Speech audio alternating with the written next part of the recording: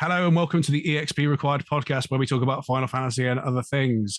I am Jack and I'm as ever joined by Mol. How you doing? Hello, how's it going? Yeah, I'm really good because this is the first episode we are recording after we are reigning champions of the Final Fantasy Union Reigning pub quiz. champions. Not just us, but part of Team Chocobo. Yeah, big shout out to Team Chocobo. Walk walk, as I screamed many times upon that night. Don't know about you, Jack. I completely lost my voice the day afterwards. Totally lost my voice, but it was a really, really pleasant experience. 100%. So to everyone on Team Chocobo that was helping us and contributing to the team, thank you so much. It was a wonderful time playing with you and being with you. And big shout out to James Day, our team captain, who is voice of Otis in Final Fantasy XIV Dawn Trail and Thaliak in Final Fantasy XIV Endwalker. What a nice guy and good taste in Final Fantasy as well. So wonderful taste. I don't know if you overheard any of this at all, but he did at one point say that Tactics was in his top 3 favorite Final Fantasies. So that's all I need to know about. As is Final Fantasy VIII as well. So yes, yes, a man of good taste. We're not biased. No, a man of good taste. Really, really good. Really thanks to the Final Fantasy Union for putting that on because it was a great event. Anyone listening that hasn't been or whatever, go and support those guys because the more of those, the better because it was a fantastic event. So today, what are we talking about today, Mol? What are we talking about? We're going to be talking about the highly divisive Final Fantasy XV, which I don't know about you, but when we decided on the topic for this one, I had a private moment of groaning to myself just because 15 is that divisive, not just in the fandom at large, but also to me as an individual. Yeah, I don't know whether I like this game or hate it.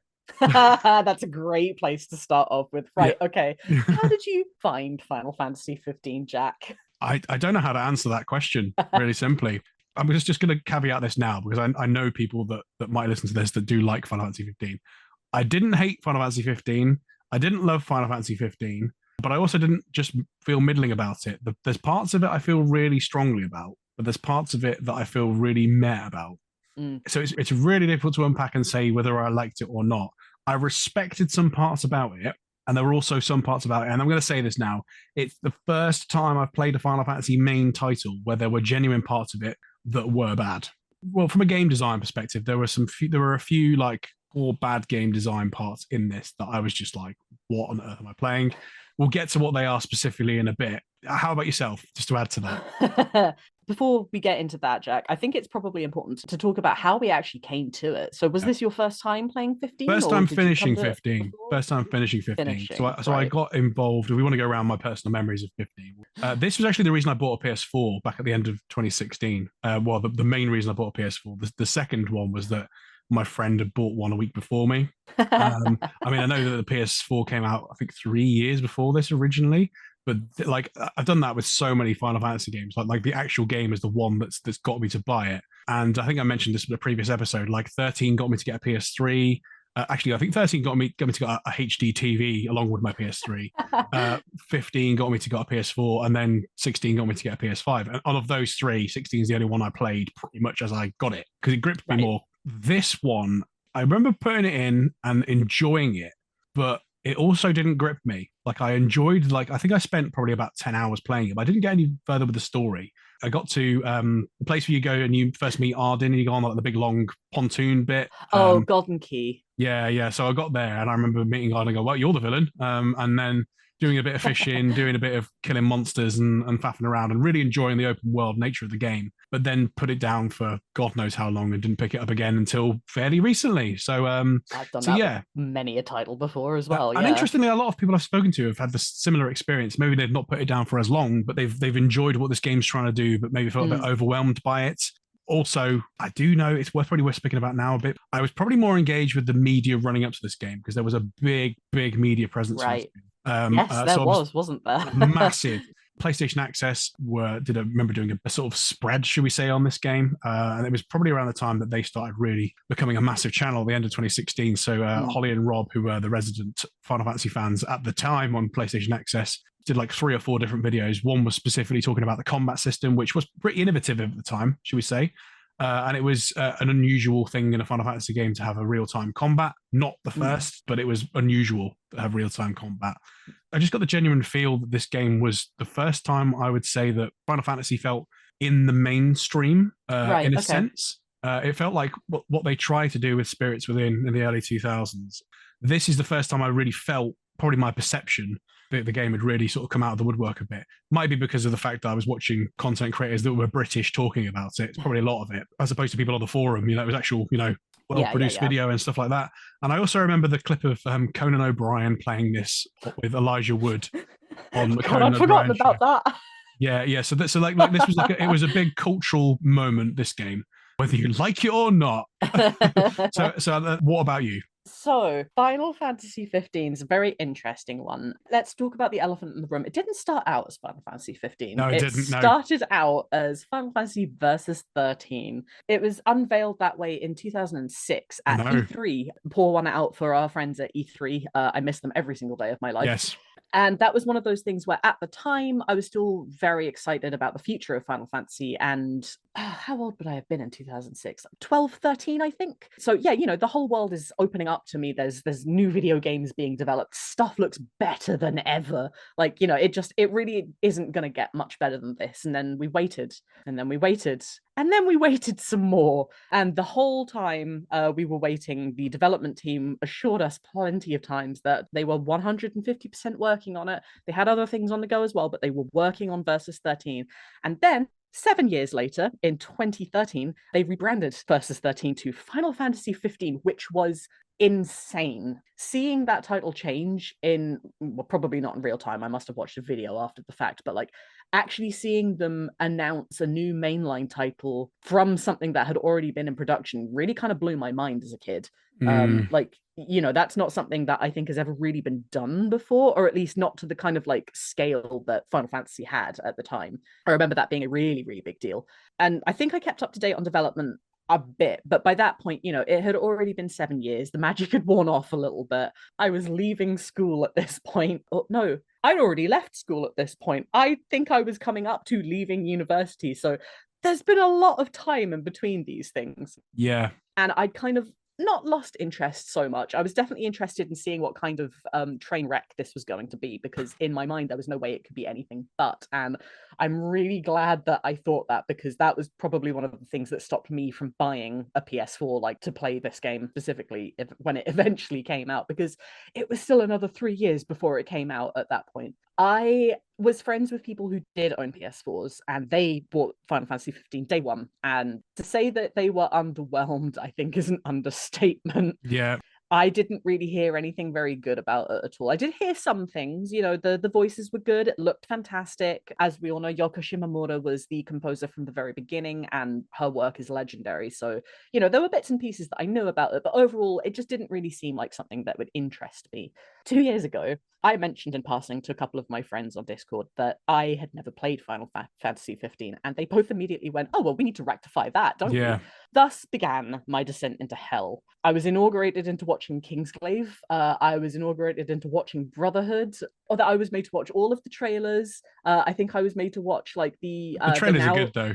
The trailers are fantastic. The trailers are the best part of the game, and they don't represent anything in the game. I had the whole experience. They were absolutely hellbent on making sure that I was part and parcel of this. And I watched my best friend play Final Fantasy 15 on stream over a couple of months. And well, to say I was underwhelmed is the understatement of the century. Just like my friends before me, it's a very interesting game. I'm very much with you on a case of there are bits about it that I really quite like, and there are bits about it that absolutely boggle the mind.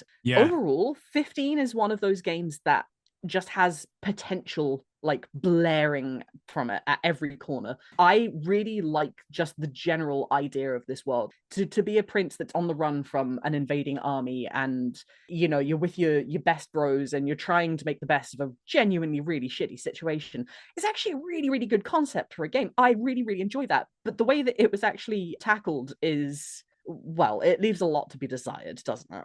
Good on concept, poor on execution. In some ways, I mean, again, I think funny that you used the phrase train wreck when there's a few train wrecks in this game. That was specific, wasn't it? I keep reminiscing about, because I played this game through about 3-4 weeks ago, finished it, and I keep going, oh, I've got to get back to that game. And I think, well, hang on, I finished that game, because it's like 3 or 4 different games in one. Because well, we can probably sort of talk about the fact that the sort of structure of the game a bit. Obviously, it's probably due to the fact that it was such a long and arduous development cycle, which I'm sure you know more about than I do from sort of having experienced that a bit more firsthand. I remember watching the trailer, the E3 trailer you talked about, where Noctis, presumably was called Noctis at this point, runs down the stairs, and I think the music that's eventually in the game. So it goes to show how long ago that music was produced. I don't know the name of the track. You probably do. Somnus. A fantastic scene of Noctis cutting through all these people with all the sort of swords and everything like that. That I remember thinking, like, that we're in next gen now. This looks incredible. Something that I wasn't as passionate about, like, looking forward to Versus 13 and then seeing it get changed. It just sort of like happened for me. But going on to the structure of the game, the first, I want to say half of the game is like an open world game. Yeah. And I mean, I think the intro to this game is pretty dull. I mean, it has you pushing a car along, and I mean, I'm gonna make a note about a YouTube video, Final Fantasy 15 in a nutshell by Trueblade. Have you ever seen this video? I think I have. Yeah, it's like 8 minutes of basically text to speech voice for everyone, and it's like every time something happens weird, it goes, "Would you like to purchase this DLC to know what happened?" And there's a lot of that in this game, where like there was lots of DLC and lots of if you watch Kingslave, this will make sense. I wouldn't recommend you watch Kingslave. I would watch it 6 times if you want. Goodness Just join me in hell. Watch it as many times as you can physically stomach. Let's put that Kingslave back in a box for now. Let's not talk about that for now, because it's a painful experience. But the game itself, I mean, it looks beautiful, especially at the beginning. The graphics on, I nearly just called him Sean Bean then. The graphics on the King and everything like that are fabulous and fantastic. It doesn't really explain to you what you're supposed to be doing. It sort of says to you, "Oh, you need to go get married," and then the car breaks down. I think it's a very abrupt opening. Yeah, it's sort of like what they're going for is like kind of bros together and on a road trip. Something goes wrong. That part's fine, but it's such a dull opening. The fact you got to push this car down a flipping road while Florence and the Machine plays. Okay, it's just really, really weird. Thinking, okay, this is looks beautiful. It sounds beautiful. This car looks beautiful, but what's going on? Of course, a lot of the stories told by you're walking along pushing a flipping car. When the trailers have all been you jumping around with swords, and I'm like, okay, this is a bit dull. Going beyond the opening, the first sort of, I guess, couple of chapters are pretty good. They sort of build the game where you've got a very open world, probably influenced very heavily by GTA, which was obviously a big game at the time, still a big game now, obviously. Giving you quests to go off and fight them, and it's quite well structured in that this enables you to level up. And what I like about the game is how everything levels you up. You can go and take a photo, or go and do some fishing, or go and make some food or anything like that, and that will improve your levels, and little quests like that will improve your levels. And it's a good way of sort of balancing it out for everyone, because not everyone wants to grind and kill enemies, but also not everyone wants to do all that extra additional stuff you have to do. So I do like that. That's quite good. The story of like go off and do this, there's some mandatory quests, but it encourages you to sort of explore a little bit around the world you're in. And I think it starts off really well in that sense. But then the story seems to sort of lose the plot because there's so much that happens off screen. Yeah. You meet Ardyn, and I'm going to quote another video that you shared with me a couple of times. I think it's like 15 things that suck about Final Fantasy 15. Why do they trust Ardyn? Like, this is the worst part about this game. Like, why do they trust him? That he's clearly the villain. He looks like a cross between Kuja Kefka and then some traveling circus master. Like, he looks great. He looks fantastic. The voice actor, I think it's Darren DePaul in English. Right, yes. Fantastic. Great villain. It sort of removed my immersion a little bit, where it's like this, like, guy, I was just shouting at the screen saying, why are you trusting him? And like, there wasn't even any like conversation around like, well, we've got to because of this. It was just like, okay. It's like, in a series where suspension of disbelief is kind of a must, you have to, because otherwise, people can't cast magic, they can't have gun blades and giant swords and all kinds of stuff. There is a little something extra that is required to really fully immerse yourself in 15 and then not be yanked right out of it again. And I think a very, very big part of that is because so much of the tagline is this is a fantasy that's based on reality. Yeah, like totally. They really tried to lean into the whole world, like, this could very much be the real world if people could use magic and stuff. Like, it's very close to our world, but then there are bits and pieces that are like, no, the fuck it's not. Sometimes these people act like plot devices, and ultimately they are, but not in a good way. I think the peak of the game for me was chapter 6 and 7. And in chapter 6 and 7, chapter 6, you get Iris in your party, and chapter 7, you get Aranea in your party. Now, those two characters are quite possibly the best characters in the game, who are like only appear briefly. But what is done so well with them, and I think this was deliberate, and if the most of the game had been like this, I think it would have been fine. is you get some of the sort of extra story world building from those two characters. They explain what's going on, particularly RNA. You go into Staylith Grove in chapter 7 to find some Mithril, isn't it? Yeah. And she talks about Arden, she talks about the Empire, and she explains her perspective on things. And it really gets you, it really builds the world exceptionally well. Iris is the same Iris as Gladio's younger sister. Why didn't they just have it as the three guys and her as opposed to Gladio? I don't know, because Iris is just so much a better character, in my opinion. I think Iris is probably the best character in this game, and she's only in it for like 10 minutes. She's definitely in my top 2. I very much like her. I mean, but it's interesting because in the past in Final Fantasy games, specifically the early Final Fantasy games, I'm talking about maybe 2 and 3, and to a lesser extent 4, because obviously most of the main cast are main cast members, but there's quite a lot of people dropping out of your party in that. But certainly 2 and 3, the story is told through those characters that pop along the way. So I think it's almost like that sort of design was probably influenced by those early titles, and it works quite well in that perspective, especially in 3, where there's not really much of a story anyway, especially in the original version where you name your characters yourself. And the people that come along with you build the world. It works quite well. I mean, it's not for everyone, but that's kind of what they were trying to do here, I think. You know, this game has obviously the 4 main characters who, from the most part, except for certain parts of the game, are all together at all points of time. And there is a little bit of conflict between them, but because they're all together, you don't really get much storytelling conflict with them. No, they're very insular. They've all come from the same place. They don't have any like opposing views, so there's no real need for that. No, which makes the guests necessary. Yeah, exactly. Really. So there is a bit of conflict later with Gladio having a go at Noctis about taking things seriously, but it's all towards basically being an extension of Noctis's personality. They're almost like his conscience. They're like, like Prompto's Jiminy Cricket or whatever.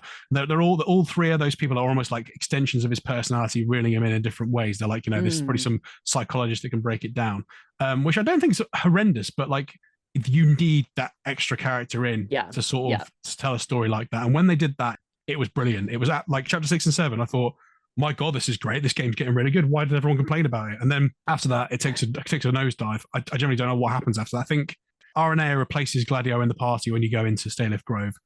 Really, really brilliantly designed dungeon, excellent soundtrack, excellent character. And she sort of has a go at all the guys as well. She sort of like teases them in a good way. And it's welcome. It's really, really, really refreshing.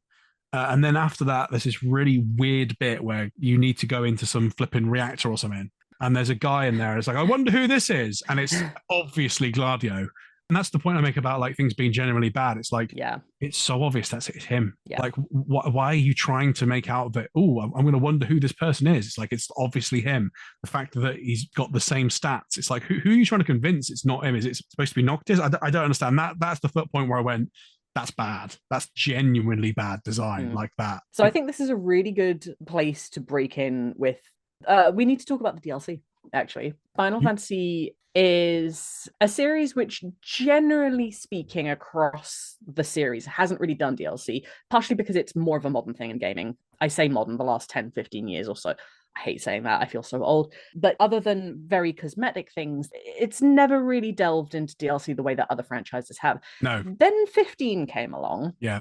And just took chunks out of the story and then went, hey, buy these to find out what actually happened. Like, I was absolutely flabbergasted to learn that you don't learn what Gladio was doing in the original version of the game. He just disappears and comes back. You don't learn how Ignis became blind. You don't know what happened to Prompto. Learning that you had to wait for those DLC to be produced and then buy them was insane to me. And I'm really, really glad that I didn't experience this game in its initial version, because that would have really pissed me off. The same way that I'm sure it pissed a lot of people off, actually. Especially because like these aren't small parts of these characters either. I mean, episode Gladio, you follow Gladio, he goes to do the task of the shield, learns a bit about himself, about his family line, comes back a more mature character. Episode Ignis, you learn what happened in the immediate aftermath of Alticia's destruction. And episode Prompto, you learn what happened after you've yoked him off a train. These are all actually fairly important parts of these characters, and to just completely take them out, it's the worst kind of DLC. You have the full burger and then you go, okay, but here's the burger, but you can buy the actual burger bun separately, and that makes the full burger. Like, no, give me the full fucking product. totally agree with that. I mean, I haven't played the DLC, so I kind of get that pissed off understanding feeling, but I do know that's where the DLC goes. And I think from knowing that about the game before I went in, when Gladio decides he's just going to disappear, Love, just got to go, see you later. I thought, well, this is clearly going to be his extra bit. Yeah. I think this game would have benefited from, because I think what they were trying to do, and I've read this somewhere, and it might just be my perception, or it might just be someone's idea or something like that, that they were going to try and save money by producing a lot of extra content within a universe and game engine. This could have benefited from like releasing it in the game in chapters, but it also could have benefited because you could have had the open world thing to tide people over. Or it could have been beneficial to release the game and structure it in such a way that each individual character had their own story. Very similar to, and I can't believe I'm going to mention this, but Sonic Adventure. You ever played Sonic Adventure? I haven't. No, that's a hell of a crossover. So Sonic Adventure 1 particularly is effectively, you've got I think 4 or 5 different characters in the Sonic world. And it was a very early prototype for open world. It came out before Grand Theft Auto 3. And there's a lot of open space in the game, and you go to all the same locations as different characters at different times, and you pretty much see the same cutscene multiple times from a different character's perspective.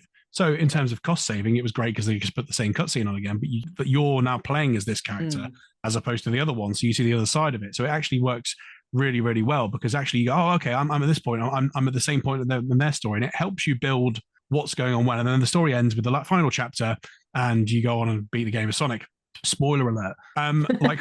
Now, interestingly, when I was playing this game, I did remember Sonic 06, which was a notoriously badly designed game. It felt I have heard of that one, yes. Unfinished, where there were parts of it where I was like, this feels very Sonic 06. I think particularly in the scene later on where Noctis all of a sudden learns that he's a Super Saiyan and can fly randomly when he's fighting Leviathan. Like, I did enjoy that segment, but there were parts of it with the controls that felt like they'd just been thrown together in 5 minutes, and it felt very like Sonic 06. But I think it would have benefited from that type of storyline because, with a game like that, you can kind of go, you know what, I'm bored of playing this character for now. I'll move someone else's storyline along. It would have worked really, really well because you could then, if you really, really like a particular character, you can just go and beat their storyline and then not play anymore. Which is kind of what they've probably gone for with the DLC, but they've just said you have to pay for it separately, which is a bit of a dick move, isn't it? It's interesting that you bring that up, and as far as like different characters having different perspectives within the same scene, you saying that has really just made something ping for me in that I don't think 15 is a good game because of the way that it's told. And, there are aspects that are better than nothing. There are so many little things within 15 that really irk me, like really important plot points being revealed on the radio stations, and you only learn about them if you go by the radio. How many times do you find a fucking radio and then just immediately keep walking by? You're not going to check. You're not going to check. It's bad design. And just thinking about the actual characters as well, the mark of a good story, in my opinion, if there is a character that is within the story, they need to have some kind of arc going on. And previous Final Fantasies have actually done this really, really well, even if ultimately their arc is very, very short. We have, let's go with FF9 because we seem to go with FF9 an awful lot when we you did it this time. We have, the main characters and their conflict. We have Zidane helping Dagger and, the big conflict within the world. And then you have very minor little things like Quina wants to learn all of the things that there are to eat in the world, and Freya is trying to find Safratli. These are very minor things, but ultimately those arcs are actually closed. Freya finds Fratli. That's the end of her arc. She's not necessarily important after that. Quina may or may not eat everything in the world and then learns Frog Drop. That it's a closed arc. The boys in 15 don't really have that because they revolve around Noctis so intimately. Noctis has his arc. Whether or not it's pulled off well is very much up for debate, but ultimately they are extensions of Noctis, as you said before, and that means that they don't really have much going for themselves. Again, it's kind of present in the DLC when it's just the boys. There is no Noctis that is the central figure that's really the guiding force. Ignis has his own once actually fully on display for the first time. He has voice to granted, he gives voice to I want to protect Noctis, but that is of his own volition. Gladio, again, he's trying to protect Noctis, but he's also trying to get stronger for himself. Prompto learns about himself. It's very much, you cannot have an incomplete character arc and then call it a good story when these characters are supposed to be so integral to the main character. It doesn't really matter whether or not Noctis gets his good ending or not if his retainers are cardboard boxes. Yep, absolutely. Which is what they are in the main story. And the fact that you need to have that DLC to get the full picture is just utterly ridiculous. Especially, sorry, I'm on one now. No, it's good. Let the especially hate flow because through you. Final Fantasy 15 was very much marketed as the bonds of brotherhood is like the defining feature of this game. It is the friendship between these four boys that is the driving force behind everything. And you know what? To an extent, I kind of get that. Noctis clearly cares about his friends. Whether or not he sees them more as friends or retainers is very up for the air, and a pretty good character trait for Noctis to have, in my opinion, as far as a well-rounded character. I don't believe, from what the game has given me, I don't really believe the boys are as close as I'm told to accept that they are, which really broke my immersion on many occasions. You know, we're told that Ignis and Gladio have been around Noctis since they were kids, so like they would die for him. And then Gladio says some of the most just tone deaf, awful shit to him, and no one really gives a fuck. And it's like, you guys are meant to be closer than this. And I get, you know, there's being in a car for however fucking long and having to deal with feet all up in your face when you're trying to camp in a too small tent with three of your closest buddies. But like, I really struggle to believe that they care about each other as much as they actually are supposed to. Yeah, I got that. It's vibe bad. as well. It's really bad. Yeah, there are some, like, I agree with that as well. I mean, that, I think I said to you offline, that car must stink. But the which is why they need a certain person to fix it. We'll get to her. Yeah, I can't disagree with anything you've said. But I think it's interesting, maybe a comparison to make with 16 for now, because 16 is interesting. We've talked about 16 before. You can't play as any other character in 16 other than Clive. In this game, you can kind of play as the characters, where you can do their moves and extra stuff like that. But I don't think that brings them into the story anymore. No, I think that the way that 16 deals with that problem is it has a much longer cutscenes with the additional characters there. And of course, we talked about Jill and maybe that some of those characters not having as much immersion as we would have liked them to have. But I certainly think they had more. And it was certainly more understood that how those characters related to Clive. Done much better in 16 is what the point I'm making. So like they almost like they had to choose which path they were going down. Did they make it more cutscene based, which I think would have helped? I think they tried to tell too much of the story in the fucking car in this game, if I'm honest with you.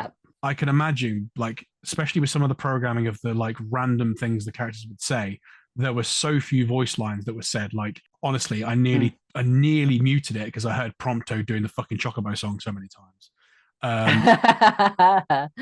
I've got another recipe. I've got another recipe. I've got another recipe. Like there's so many different voice lines that are just said over and over and over and over again, and they're just irritating as fuck. And it sort of like reflects the annoyance of I'm now annoyed being around these people because they won't stop saying the same thing over and over again. And because of that, I switch off to what they're saying. And some of the stuff they say is really important. And I really noticed that particularly when you're on the boat to, I've written it down. Oh, come on. Altissia? Altissia, yeah, okay. I've written it down. I was going to remember it. You're on the boat to Altissia. Your regalia gets put in the boat that Sid somehow has. And there's a whole segment where you're just like driving along for like 5 minutes. And the characters are talking. And it's a beautiful thing to look at. And you're sort of like looking at, and basically you're getting, it works really well in this instance because you're getting I'm on a boat trip with my buddies because you're sort of looking out at the horizon. You can see where you're going, and they're all chatting about different things. And I really absorbed those parts of the story. I thought, this is brilliant. This is really good. I think that's what they were trying to do with the regalia section. But because the weather changes so much, and most of the time it's just fucking raining, it's like, oh God, I don't want to listen to what you guys have to say. I don't know if it's important or you're just going to start talking to me about what recipes you have. I mean, they're beautiful recipes, but it just sort of like fell a bit flat in that sense. They didn't know where to tell the story, I think is the issue, you know? Yeah. And I think going back to the actual story as a whole as well, this is a really good way to loop it back to that. That is probably the clearest indication of just how bad development was behind the scenes. Yeah. Now, I know you said that we had to put Kingsglaive down, and I'm really sorry, but we can't do that, Jack. And do you know why? We're having a bad connection. You can talk about Kingsglaive on your own. No, it's cool. We're good. So when I was doing my research for this episode, I ended up finding a tweet from the Japanese voice actor of Noctis. This tweet actually comes from 2020, November 13th, 2020. He actually clarifies that the first half of Final Fantasy 15 was cut and shelved and was remade into Kingsglaive. Oh, really? Which really changes the way that you look at the story and look at Kingsglaive as well, because they are no longer two completely separate pieces of media. They are inextricably intertwined. Yeah. And it makes the second very rushed half, very empty half of Final Fantasy 50 make a lot more sense in a case of like, okay, it clearly wasn't working out, so they've decided to do it a different way. Fine, whatever. It doesn't exactly line up with 15, and I have my own issues with that, and I'm sure I waxed annoyed about that in our feature film episode way back when. But it would have been a very different game to play through Kingsglaive and then to go into the actual journey with the boys that we have. To know that there are just like vast swathes of this game that didn't need to be there, didn't need to be just taking up space, really recontextualizes the entire experience for me. Yeah. And I, like so many others, find myself wishing just to know what the original plan for Versus 13 was at this point. It would be very nice. It's interesting because I've got a point here on the intro for this game. We mentioned before about pushing the car. The intro for Kingsglaive is really, really good because it highlights who's at war with who the Empire are, what's going on. And it's very like Lord of the Rings style. I think that's the first real film that sort of told a story that way. You've obviously got like in other Final Fantasy games, you got like 6, 7, 8. So 7 and 8 have a blood pumping, gets you in there. Intro 8 is a bit weird because it's more of a trailer than anything. 7's obviously let's blow a reactor up. And 6 and 9 is very intrigue based, like it throws you something and then it goes away and comes back. Really, really good. 12 follows what I'd call the Lord of the Rings style of telling you the history of the world you're in. 15 would have benefited from that, and of course Kingsglaive does it. Again, the contrast. And that's probably why I didn't play any of the story back when I first played it, because I had no idea who anyone was. After being forced to watch Kingsglaive by you, it's after we watched Kingsglaive earlier in the year, there was so much in that you need to know to understand what the fuck what's going on with the story. The bit with the ring, like the whole thing that it's Noctis' dad's ring, like he's given it to Luna Freya for safekeeping, and you got to go and get it. If you don't know that, them randomly talking about a ring feels like, what are you guys talking about? Yeah. And I still think, even knowing all that, probably I don't want to say the worst part about the game, but like I think we mentioned earlier that there are certain things that I would like to have seen come to fruition and finished a different way. And like I said, I'm feeling like, I'll go and pick that game up again because I didn't feel like I didn't finish the game that I was enjoying. Like all of a sudden it becomes a corridor. And again, I actually don't think that the rushed bit at the end would have been necessarily a bad experience if it was all like that from the beginning. Yeah. But it's not. It felt like all of a sudden it's like, we're not going to finish that story. We're going to do something else. And the arms, the going into the different tombs and stuff like that. Now you hear on the radio your dad's died, and you made that point that the radio thing's a bit of a not so good way of telling a story. And all of a sudden it becomes all about going and getting all the King of the Past's swords. Now I get that as a concept, and it's very like early 2000s, late 90s. Let's sell a toy to go along with this. There was a series that was cancelled called Pirates of Dark Water. Okay. And basically it was a tie-in with, I think, McDonald's or Burger King or something like that. And the idea was that this character had to go and find all the gems of whatever and save the world, right? And each of the gems was also included in a McDonald's Happy Meal or a Burger King Kids Meal. Who could have foreseen that? Yeah, that sort of thing where you got to collect all the amulets and save the world, right? This game felt like it was going for that. I'm going to find all the swords. And I like that. I thought that's pretty cool. But none of the swords have any like personality. None of them are specific. It's just another king's tomb. It's not like, this is my great grandfather who was actually the one that was responsible for, he was the conqueror, or he was the one that was really pious and like his sword reflects his personality. And then he has a conversation with me as my ancestor. It's just like, there's another tomb. Let's open it. That's really sort of. It's all incredibly disjointed. Yeah. And like, again, it kind of boils down to like, you can see the individual components and you can see how they would work, and I'm not saying that it would necessarily be easy to fix it to make it work, but like when you can see the individual points but you can't really draw a proper fine line between them, the game suffers for it because it's like it's trying to tell 3 or 4 different stories in one almost. Pretty much. And I think we are really shitting on this game at the moment. But I think we'll probably get to what we like about the game in a minute, because there are some things that I think it's fair to say. It's a bit of just silence for 20 minutes. No, one thing as well that I think is really, really weird, because I remember when I was writing notes for this episode, it's really, really difficult to actually unpack this one, because I find it very difficult to sort into it's what I like and what I don't like, because so much of what I like about this game is intertwined with stuff I don't like.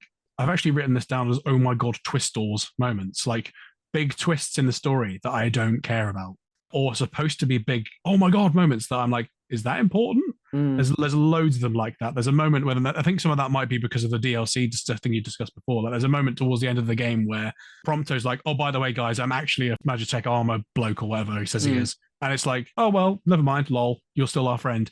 I like that. That's really cool that they kind of go, "We don't really care what your past is. We like you." That's actually really good, a really good moment. But it's like, okay, it's almost like it falls flat because I don't care either.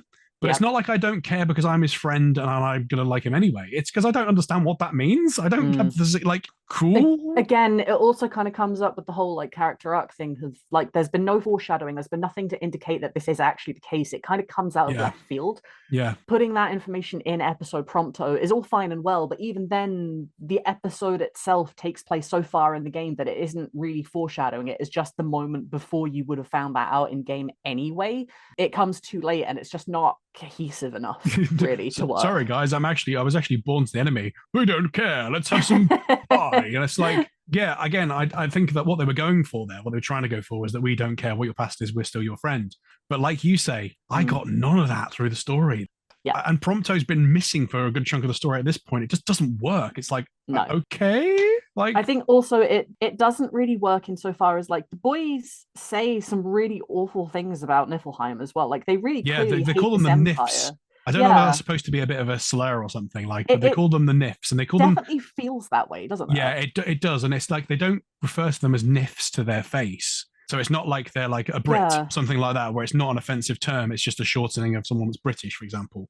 They say some really, like, genuinely hurtful shit. They clearly do not trust the Empire. They want nothing really to do with it. And, like, you know, fair enough. Niflheim invaded their kingdom, killed the king, and stole their crystal. Whatever. I'm not going to hold that prejudice against them in this regard. But, like, it also feels like, in as much as Prompto, like, that should really have come back to haunt them. Like, Prompto should have wrestled more with that. And to be fair, he kind of does an episode Prompto, but again, it's DLC. And I don't know about you, but this is something that I wrestle with in so many different franchises.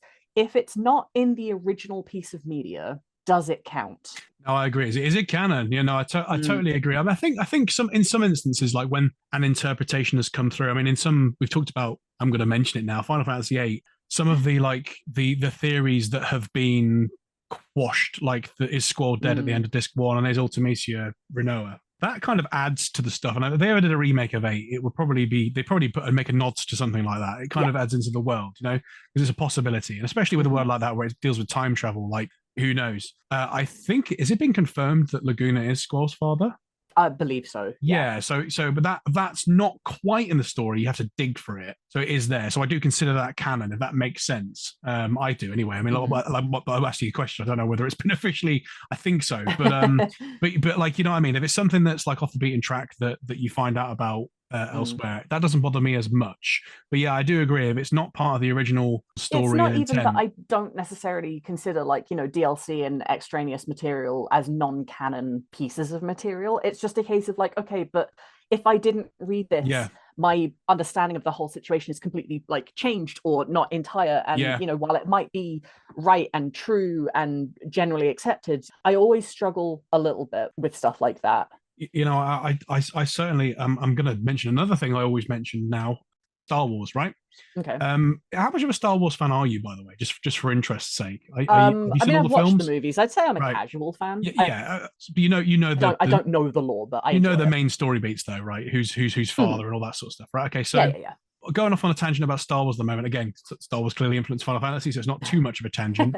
And I think it really illustrates the point that you're making really, really well. Star Wars obviously was released 4, 5, 6, and originally, and then the prequels told the story of Darth Vader as a young Anakin Skywalker. Now, at no point in any of the movies, the 4, 5, and 6 movies, does it say that Obi-Wan Kenobi and Darth Vader have a fight and Obi-Wan Kenobi cripples him.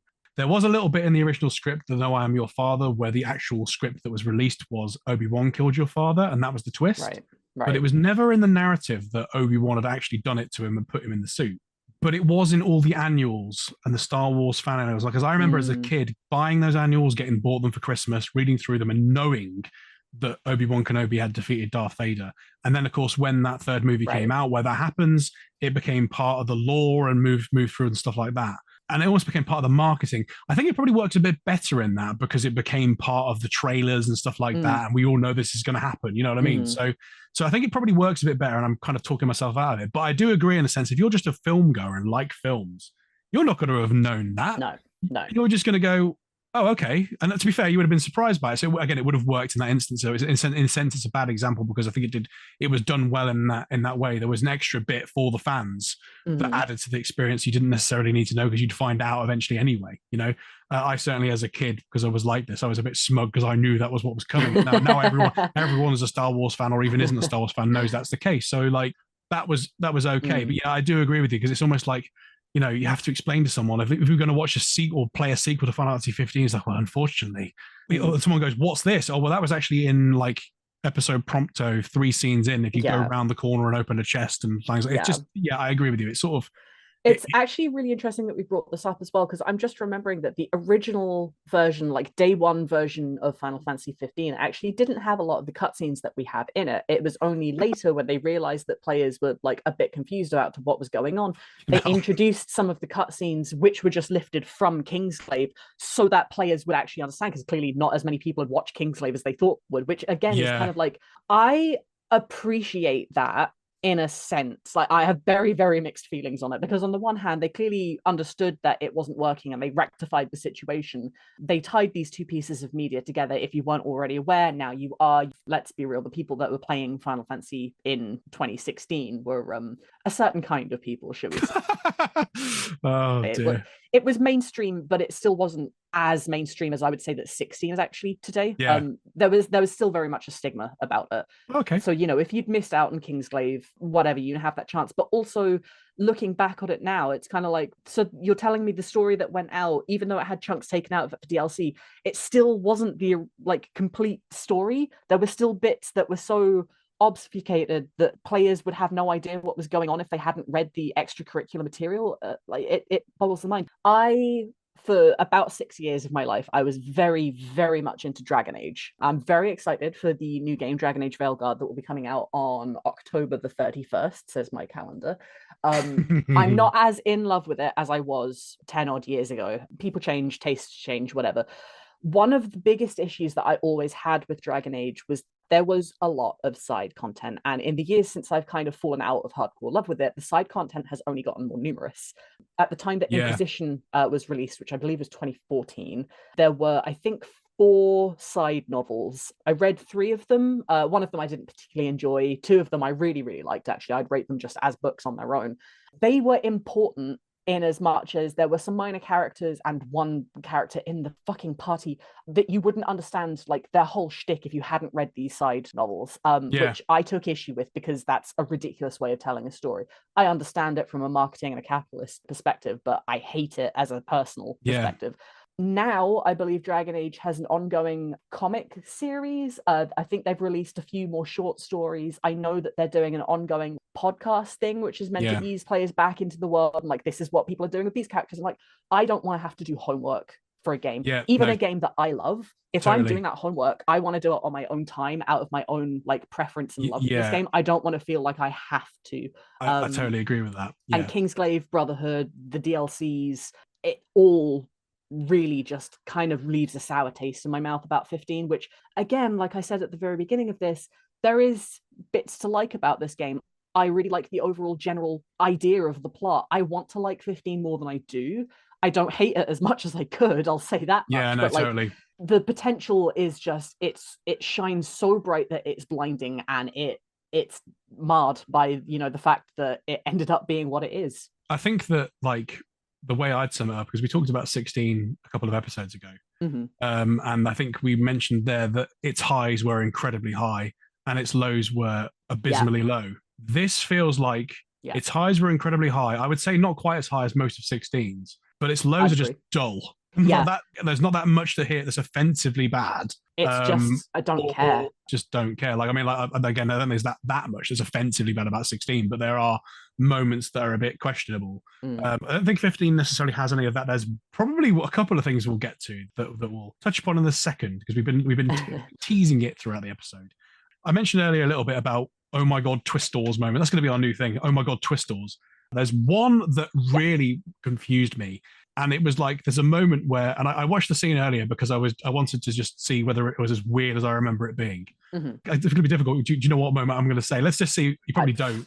I don't. There's so many little moments. Even saying it's on a train doesn't narrow it down, right? Okay, so many fucking trains in this game. There's a moment, and I don't know when it is. It's towards the end. It's in the long, pretty corridor bit. The train, there's a snow bit. Arden comes along, and then all of a sudden, her name is Gentiana. Hey, appears, and Gentiana's been appearing to you in visions and shit for like most of the game, and I think been quite an interesting side character of like you know, kind of similar to like Fabula was in Final Fantasy Unlimited. Yeah, mention it. Hey, like a sort of like a sort of like you know, there in the clouds oracle type person. Yeah, and then you realize it's actually that she's actually Shiva. And there's a moment where I think the line that Noctis uses is "You're the Glacian," and he's like, it's supposed to be this moment where it's like, that's oh my god, everyone mouth drops. It's a big twist. It's like, and she's already been playing a role as this like ethereal godlike person.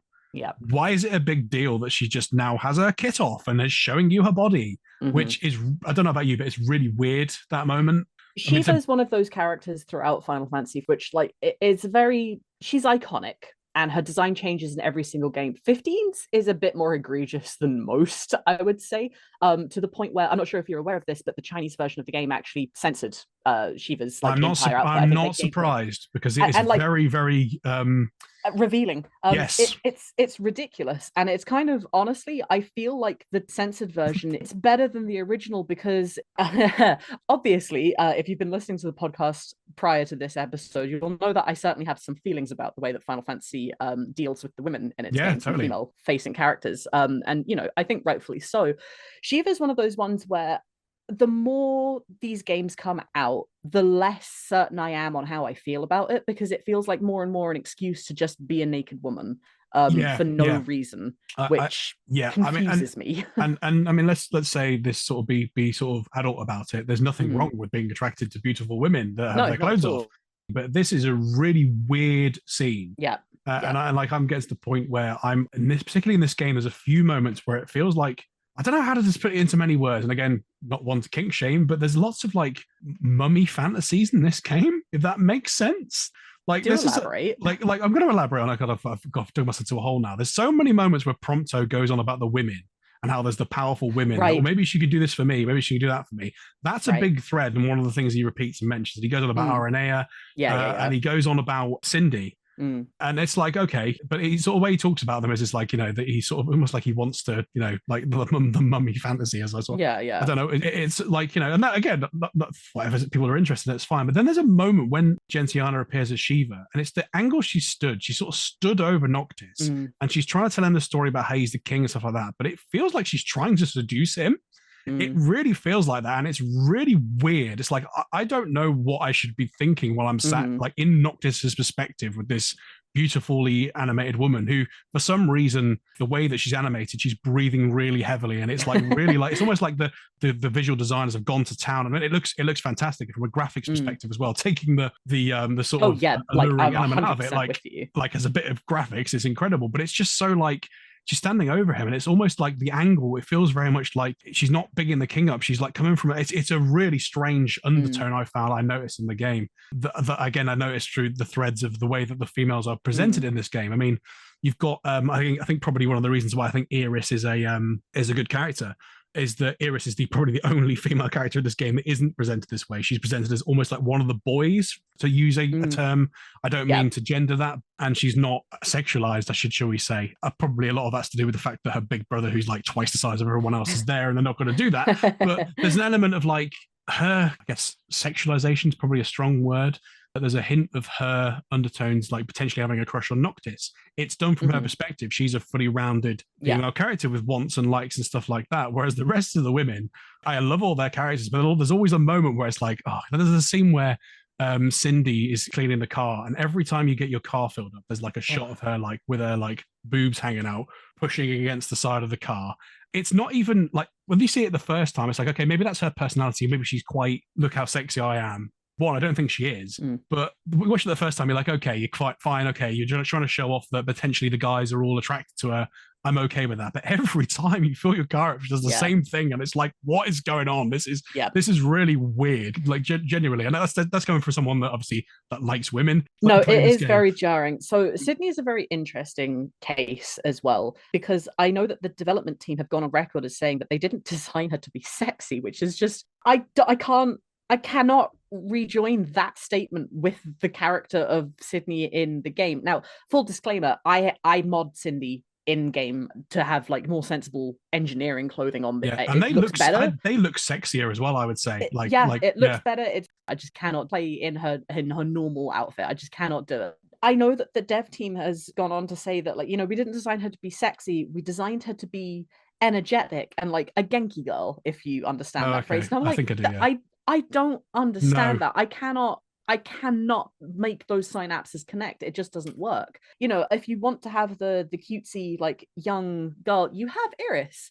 And they did a really good job with Iris. Oh, like, she's brilliant. Sure, she wears a short skirt, she wears high heels, but also she's a 15-year-old. She's developed her own sense of fashion. She knows what she's about. Like, Iris, I have zero problems with. Sydney is like, you are designed for this role. You are not a character. And it's such a shame, really. Yeah, and again, I think I'm going to invoke it before. Is it Sydney or Cindy? I got it wrong.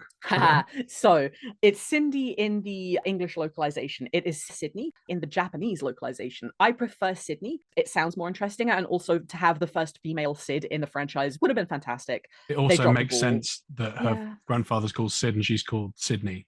It would just oh my god, come on! I need to go back in time and be hired. Honestly, at this point, that's getting a letter in the wrong order. That was a mistake just there. And then they go and fix Une in Final Fantasy 3 from Un to Une.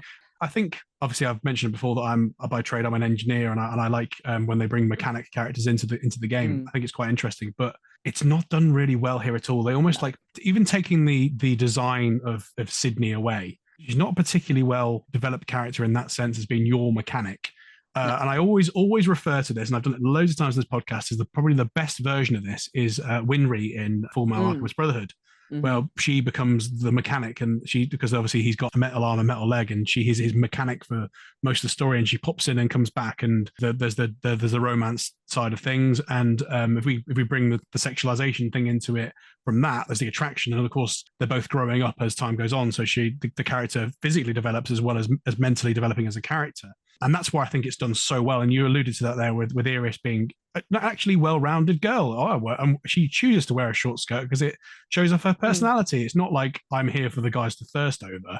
And I think that's the point I was making with the other characters, is they feel like they were there. And I use the term mummy fantasy because they're all quite dominant women.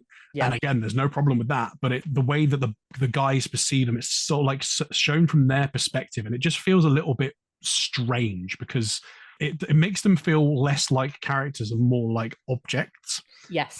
And I don't like that, but it also makes me want to see the characters more. We mentioned it with RNA. RNA is brought in as that character where she's whipping the boys into shape, and it sort of works really well. But because we don't see more of her, it feels like she's an object. Yeah. And again with Gentiana and the Shiva thing, like if you watch that scene again, honestly, it felt so weird watching, because I remember I checked it this morning because I played it in game and I was like, what is going on? This is so weird, like what I'm experiencing. Am I playing a Final Fantasy game? Am I playing a game? It was like, but if you watch it, it's like, I could not work out whether she was trying to big the king up as learning his stuff, tell him some lore, fill him in on the past, or seduce him. I could not tell him which one it is, so it's worth checking out again if you want to probably giggle because it's funny. I thought it was like, this is not the emotion I should be feeling in this scene, is to be laughing at this. Yeah, I think it's probably a really good point actually to bring up. There's one female character in this game that we haven't yet talked about, and I think it's very worth talking about her actually. How did we feel about Luna Freya? Who's Luna Freya? Yeah. Who is Luna Freya? Because the game Lady Luna Freya, like constantly through the first half of this fucking game. Jesus Christ. Well, to be fair, I didn't forget her name, so you know they've done me a service. Again, I'm not really too sure how closely you were following Versus 13 back when that was not very right at the very beginning, but then I sort of dwindled off. So I think it was I want to say it was around 2011.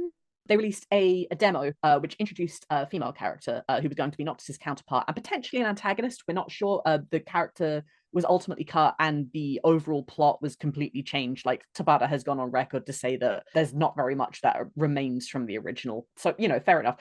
This character was Stella, and I don't know if you will have heard that name or if that means anything to you at all.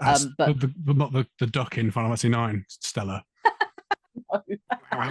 No, Stella was going to be a very interesting character, it seemed like. From the 30 seconds of the demo that we had, it seemed like she was going to have a real personality. Right, she was going to face off against Noctis. She, at one point in the trailer, she pulls out a rapier and what seems like a summoning circle of kind. So it seemed like it was going to be really cool. I highly recommend looking up that demo or trailer, even if you haven't already, because it's a good watch.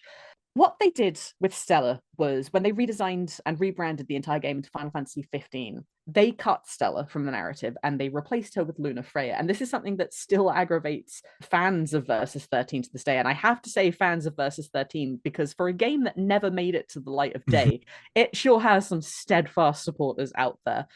What's really interesting to me is that none of the boys had their names cut or changed or anything like that. Like pretty much what you see in those initial trailers is kind of what we ended up getting in the final product. Like Gladio was always going to be the muscle man. Prompto always had a gun. Ignis was always going to be like, the advisor, maybe a spy. Noctis was always going to be a bit quiet. But then rather than just like say we've changed the direction and Stella is staying as Stella, they decided to cut her and say that she's a completely different character. She needed a redesign, she needed a rename, but we didn't know anything about her. It kind of felt a bit superfluous.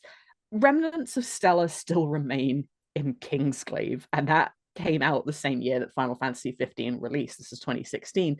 It's one of those things that you don't really think about on first viewing, but when you realize, like, okay, well, Luna in Kingsglaive doesn't allude to being the Oracle. There's no magic, there's no healing, there's nothing except her name is Luna Freya and she is a princess from the region of Tenebrae. That's it. That is still Stella, as far as I'm concerned. Luna Freya is in Final Fantasy 15, and they are completely different characters. Like, she doesn't reference anything in game or in the movie. It's just very strange. And Luna herself is a character that I have made myself enjoy because I can see, again, the potential, and I want so much better than she got than, the 5 minutes of screen time that she actually had. Because underneath it all, the potential for Luna is definitely there, but like Prompto, there is foreshadowing that could have really elevated her character to be something else. So the big spoiler, which I'm surprised that you didn't know about. I can't believe I didn't know about this. You messaged me and I absolutely lost it laughing in my bedroom because I was fully under the impression that you were aware that Luna Freya dies within the game. No idea. I don't know how I've missed that. I don't know how you missed it either. But Luna dies.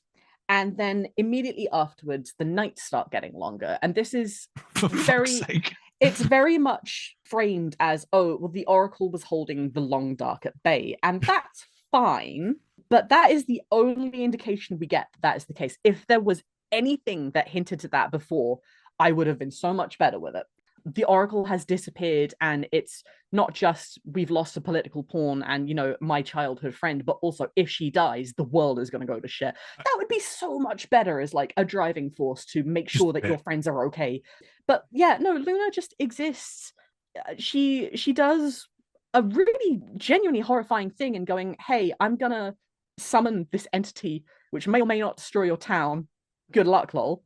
Does it? Altissia is destroyed, and then she dies, and it's like she's useless, basically. What the fuck? Oh, we love the Oracle. We love the Oracle so much. The Oracle is completely fucking useless.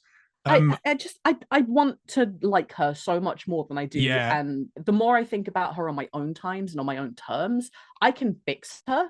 Yeah. I shouldn't have to fix these characters to enjoy them. So going on that thread, because what on the thread that you mentioned about the day and night transitions, one, I did not know that. I think I might have pretty missed over that a bit in the game, if it was mentioned in the game at all.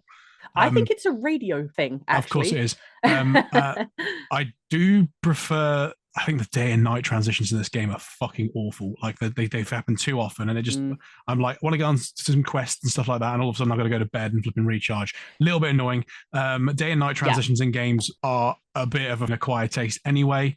And I don't think they're done particularly well here. It's not the worst I've seen in the game, but they're not done particularly well here, in my opinion. So in a way, the fact that it gets rid of them to an extent is probably a good thing, or certainly makes them feel less important. Actually, at that point, do we even go back into the fucking... I don't know. But either way, like, Yeah, if that was hinted at a bit more, it would have been a bit more interesting. My take on Luna Freya. So we were just talking about the way that women are presented in this game, and we talked about the sexualization and stuff like that. And the point I'll make with Luna Freya is that she's not sexualized at any point, but she is, I don't want to say objectified because that has a lot, that's quite a loaded word.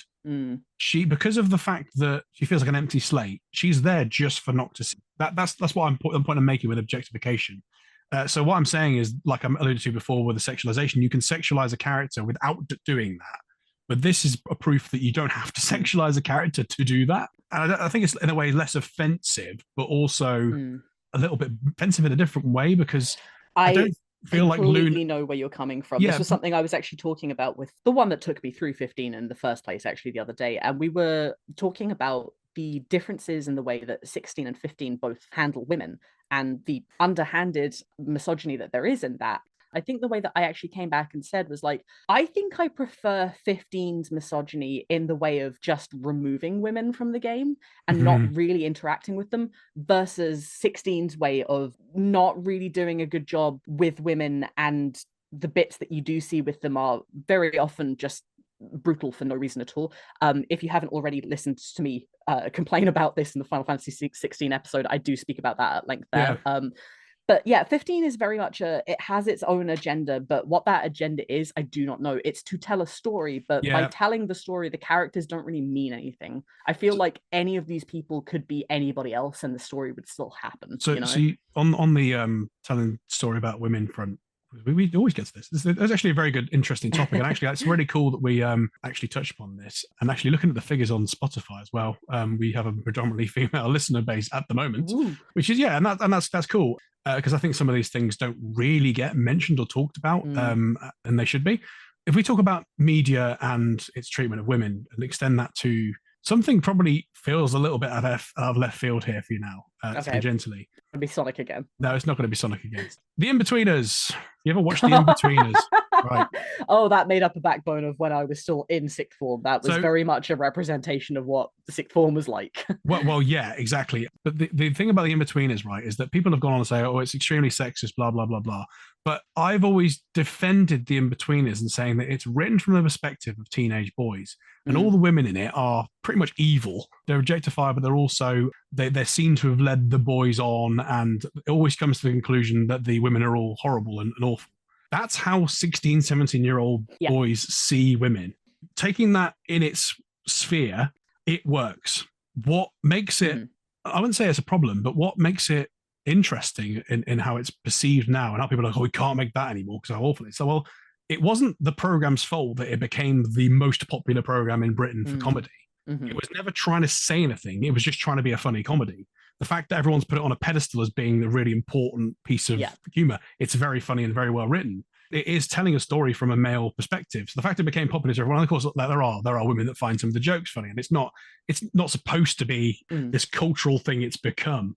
Take it for what it is, not a problem, because that's how young teenage boys view the world. If you got extended upon that, I think that might have worked in this game if you were telling a story from a male perspective and they had their own perceptions of women and stuff like that, and that was the story they were going for. In that sense, it may have been okay, or it may have been a bit better. Like I think that the stuff with the RNA there, I mean, that could have been told a lot better. Obviously, like, Prompter keeps going on about, oh, I wonder if she likes me. I wonder if she likes me. That's not necessarily an offensive thing to do, but they could have written that sort of storyline. You know what I mean? If they didn't show the women, if that makes sense, and it probably would have been okay. It does. You can make underdeveloped quote unquote sexist characters without necessarily making it a sexist piece of medium, if that makes sense. Yeah. No, I agree with you, and I think part of the reason why I'm willing to give 15 so much of a pass is because it's not just the female characters that are that undeveloped. Like, yeah, that's true as well. Yeah. The main party, we've already talked about how they are nothing without Noctis. They needed DLC that was cut out of the original game to feel like full characters. They don't have full character.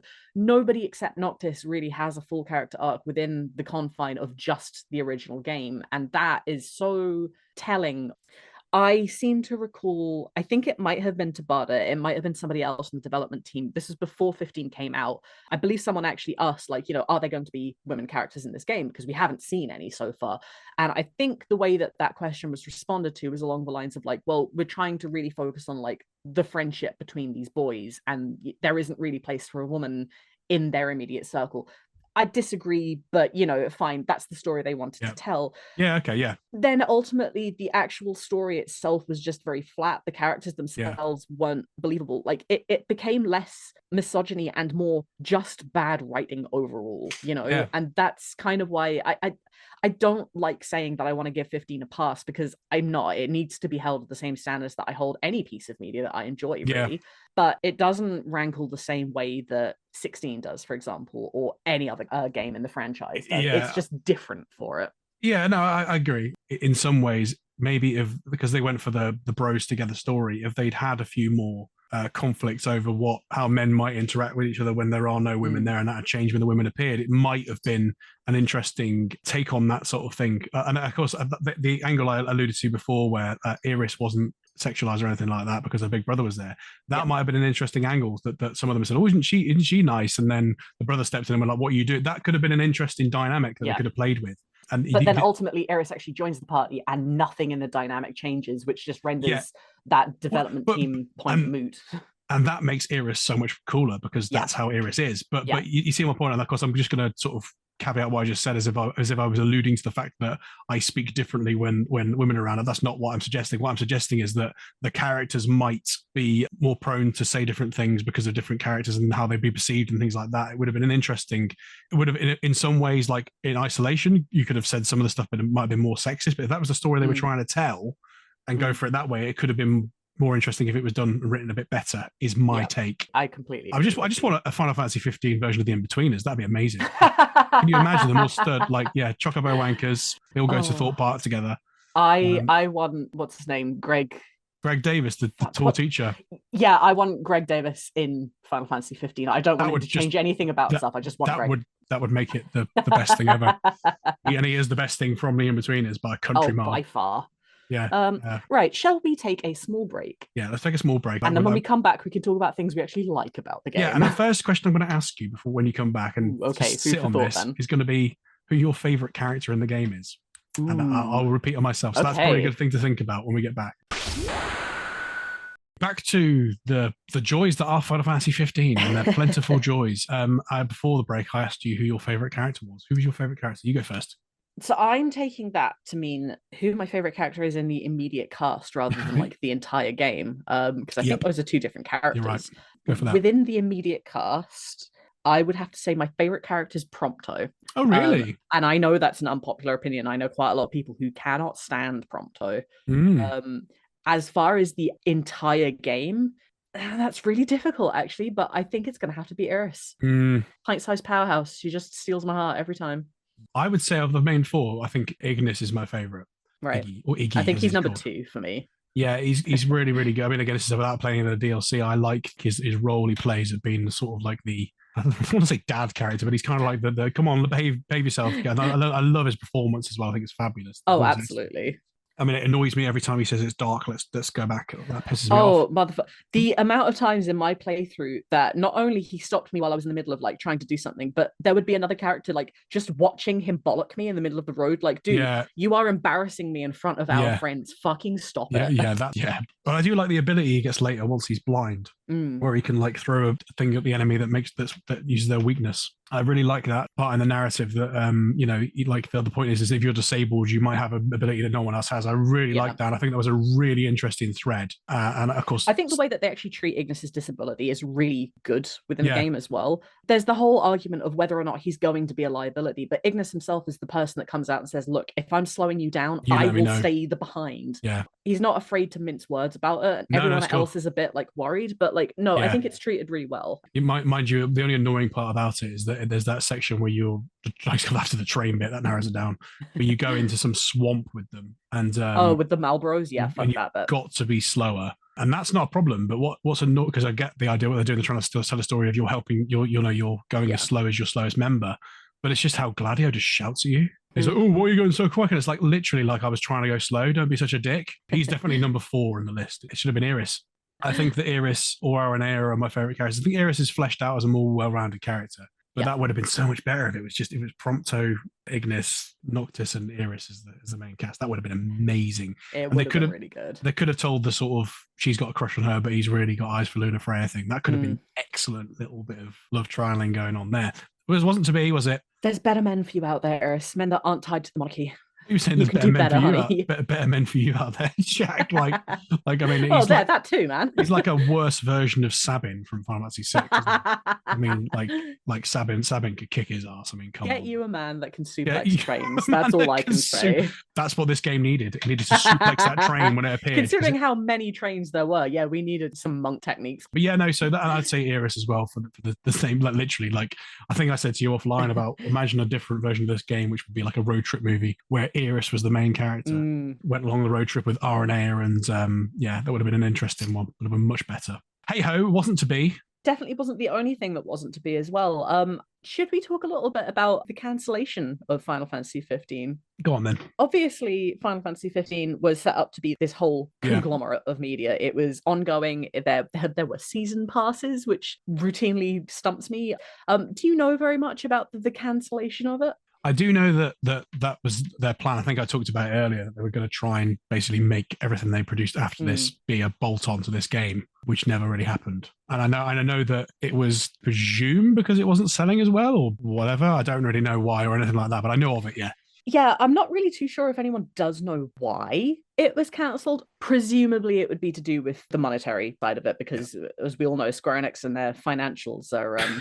tricky topic. Oh my god, it didn't sell 8 billion zillion copies. What are we going to do? Yeah, maybe release everything cross-platform on day one. Just my humble opinion. So it was really interesting learning about this. This is something that I was told while I was still being brought through FF15. Obviously, I knew that there were extra episodes for the DLC that had been cancelled. These were episode Aranea, episode Luna Freya, and there was also going to be an episode Noctis as well because he didn't get enough screen time in the game. It was meant to be another alternate ending for everything overall. These were cancelled and reworked into the light novel Dawn of the Future. I believe all of the content is there, it's just not playable.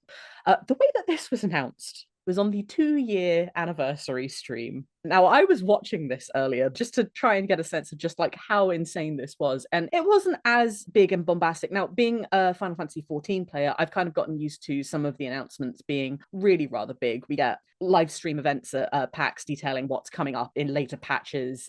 They'll announce the next expansion at FanFest. It's a whole big thing. But for the most part, their announcements are, within the office. And it was pretty much like this for the second anniversary. Yeah. It was introduced with a member of the development team, not the director, very important to note here. And there was a screen that said that there were important announcements, 2 of them. It was going to talk about episode Arden, it was going to talk about the multiplayer and the 2-year anniversary project. They open with saying, hey, we're really sorry. Other than episode Arden, we've cancelled the rest of the DLCs. And also, Tabata has resigned. Anyway, this is on the 2-year anniversary. I cannot think of a more insane way to drop that news than like, hey, celebration, we've been going for 2 years. By the way, get fucked. That's just absolutely mind-boggling to me. The Square Enix YouTube channel actually has this stream still up with sidebar content. So the chat as it was at the time, it was hilarious to see everyone from going like, oh, okay, what are we going to get to like, wait, what? What are you fucking talking about? My favorite comment from the end of the stream is just one person going, that was it? And yeah, you know what? Fair enough. Half an hour to be told we're cancelling everything, but we're bringing in a couple more things for the multiplayer. And also you'll have to buy the DLC in a book. Bye. I can't think of a more inelegant way to end the game, quite frankly. Maybe they're just fed up of it. That's strange though, isn't it? Because the whole idea of something like that, from what I understand, is that we're going to save money by not having to redo the engine. We'll just have something we can maintain, almost like it's an online game that's not online. I know that in the game, and you'll know more about this than me, that there are crossover events with 14. Presumably they don't work anymore. I don't know. No, they do. Really? It's not something that requires an online subscription for or anything. It was added into the game and it still persists. It wasn't the same for 14, which was a time limited event. I think everyone was expecting it to be this way around as well. But no, I drove into Longwife and heard a cat girl screaming for help, and I just drove out of Longwife again, I believe is how I dealt with that. Yeah, I know there's a bit where I was a bit perplexed because there's a giant chocobo sitting on character. Yeah, I didn't even go to see the giant chocobo. I remember thinking, I've done enough of this. What on earth is this? This is really bizarre. So that was a bit peculiar. It's odd, isn't it? Because this kind of has its own universe, this game. And I think what I will say about it before we move on to some slightly more positive things, most of the positive things are going to have some negative buts to them, unfortunately. But the fact that I don't know how to describe it. It's like the game's been gaslighting me, because basically I want to know more about this game. I want to know, like, I want to understand the story. Like with every other game in the series, and to an extent, most other media, you can kind of get a gist of what's going on. And then like the extra bits that you might not have picked up in like side content, you can go, oh, actually that happens in the game. Like for example, in Final Fantasy VII, where I think we spoke about it on one of our videos recently, plug for the YouTube channel. There's the house where you can reveals about what happened with all the weapons that you can find in the Great Glacier. I didn't know about that until you told me it was there. And that's really cool. And things like that. And then there's also like an extra cutscene that appears in the Shimmer Mansion if you go back there later, and that's predominantly most of Crisis Core into 1 or 2 cutscenes, like really which is really interesting, because I had no idea that existed. And then there's little things like I think we also talked about as well, where in Limblum in Final Fantasy IX, you can go and look on the shelf in the inn, and it's like, I can't believe I'm staying here. This is awful. There's a Moogle that won't shut up, and it's Lanny, who's a character you meet later in the game. And that's something you can complete. I didn't know about that at all. I played the game for like over 20 years. So it's like, okay, that's stuff that you can see on a second, third, fourth playthrough, or if you're digging into the game for other reasons. Yeah. With this, I wouldn't know how to do that, because there's so much of it, and it's really not very accessible in that sense. I wouldn't like, if you play through, like for example, like Type 0 that I've touched upon, it even says in the trophy list, if you play this game through 2 or 3 times, you get slightly different endings. I'm all for that sort of thing. I'm interested in wanting to do more. But when it's like, in order to find out the whole story, you need to solve a Rubik's Cube stood in your head and buy 3 packs of DLC. And then also, when there's a full moon on, you might be able to do it. It just sort of puts me off a little bit. But at the same time, I really want to sit and watch Brotherhood, because I want to learn about the backstories of the characters, because the problems I have with the game are mostly the story's missing bits. And I want to find the missing bits, because I think it would fix a lot of the issues I've got with it, if that makes sense. It's not because it's bad, it's just because it's, it's like... No, it's like I'm exactly the same way. And again, it just all comes back down to like the potential that 15 has. It's a world that I'm actually pretty invested in. I do, despite myself, I really enjoyed this game. And that feels really weird to say when we've just dunked on it for like an hour and a half. Yeah, well, I mean, what I would say, the analogy I came up with the other day, is it feels like that you and your friend have both got a jigsaw puzzle, and you're both doing 2 different jigsaw puzzles at the same time, and then you get pieces mixed up, and you've got part from your jigsaw puzzle together, and it's all muddled up and mixed up, and it's a bit weird, but you want to find your jigsaw pieces and put them in the right place. That's kind of what it feels like. A really weird analogy I've just come up with there. But like, yeah, it's not bad at all. It's like, I wanted this game to be better, and it would be great if they were to remake this game and fix it. Maybe make a Versus 13, and then make a fully fledged Final Fantasy 15 Corridor Simulator 2016. But I mean, like, again, it's like Ardyn. I think Ardyn was a good villain. I just don't think he was served very well in the story. I think his performance was fantastic. I think he was the right level of intrigue, but because they trusted him and so implicitly, it just ruined it. If he'd been a bit more in the shadows and not so obviously the villain, it might have worked a bit better, And there's also that stupid bit where you've got to follow him in your car, and if you I fucking hated that segment. Like that's like bad game design 101. I know we've got, and it's like it feels like a Grand Theft Auto mission, and that's fine. But like that sort of thing works if that's the pull of the level, where you're fighting off enemies and you're trying to keep up with the thing. That's the objective of the level you're on. But it was just like, it's just a story beat. Keep up with this car. Hold L2. It's just like, oh, for fuck's sake. One more thing that annoys me about the game, and then we'll get on to the positives. That's all right. Who the fuck is Regis? I know that he's in fucking Kingsclave, and I know he's there and he's fleshed out a bit more than that. But like, Sir not appearing in this fucking game.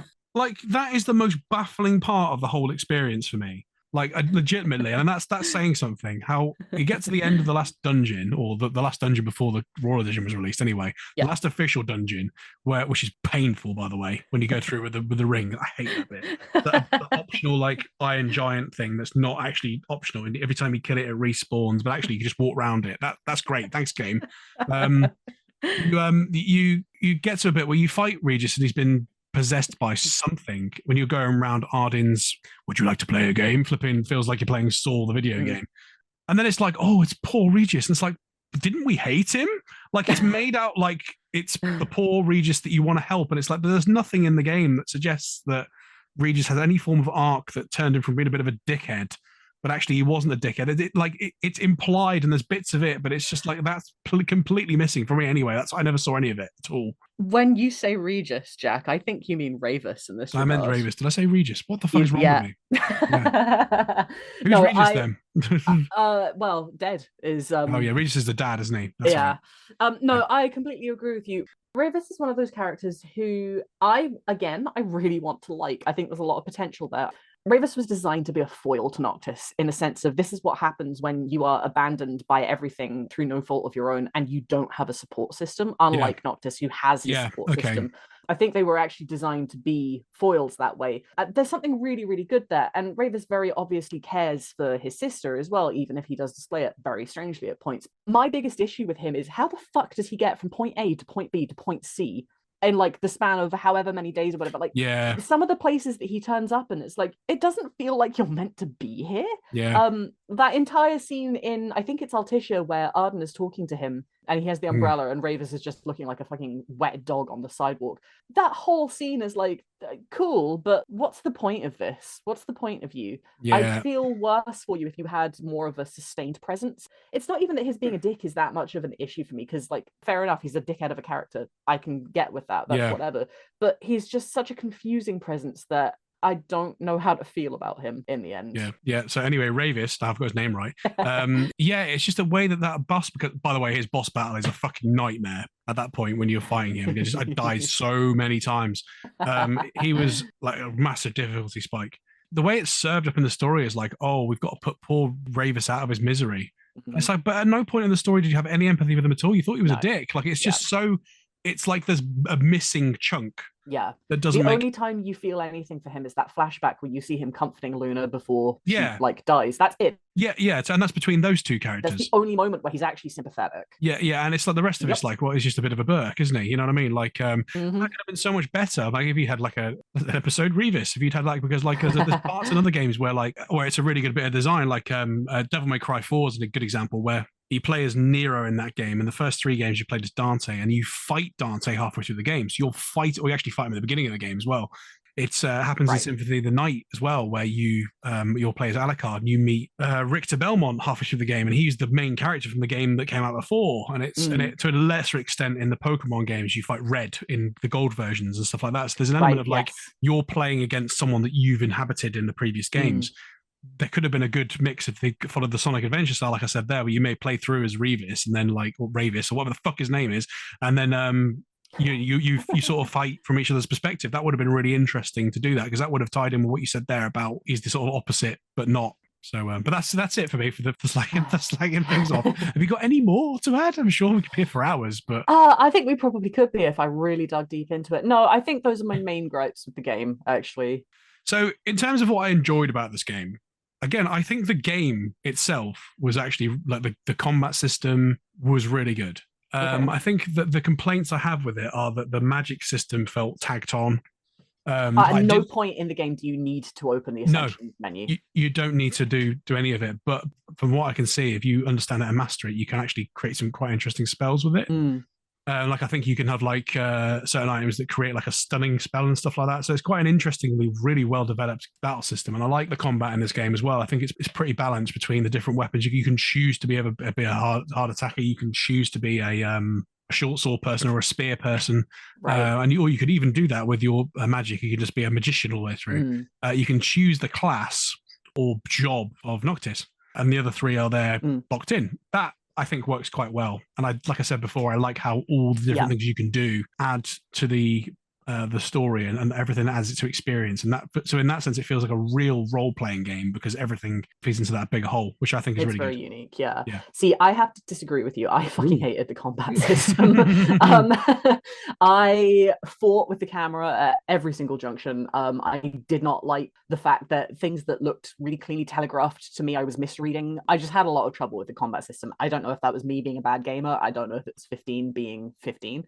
Yeah, that's going to have to be an agree to disagree everything. No, fair enough. That's cool. That's cool. Having said that, though, I do agree with you in that I think the potential for the magic system is overall a really, really good system. I do like that you have the freedom to choose a style of gameplay in the loosest sense that works for you. Everyone seems to have a very unique experience of FF15, and I think that's something that really works in its favor. If no one's playing it and experiencing it exactly the same way, they've clearly done something right. Everyone has a different thing to say about it, which is wonderful, really. Yeah. I think for me, ultimately, the thing that I liked the most about the game, and this is from a story perspective rather than anything else, and it's a very, very minor thing.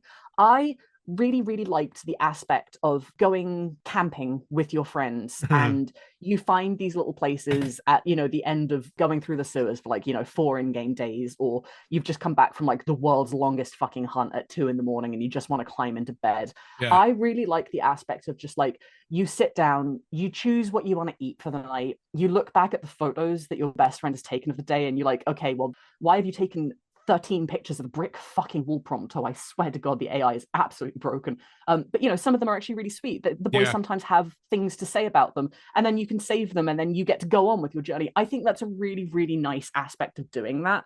Ultimately, it could have been developed a little bit more. I'm not sure if you ever saw any of these, but I think it's 5 or 6 different stops around Eos. There are these things called tours where your party members actually come up and talk to you, and they're like, "Hey, do you want to do something in the morning?" I think you can race against them.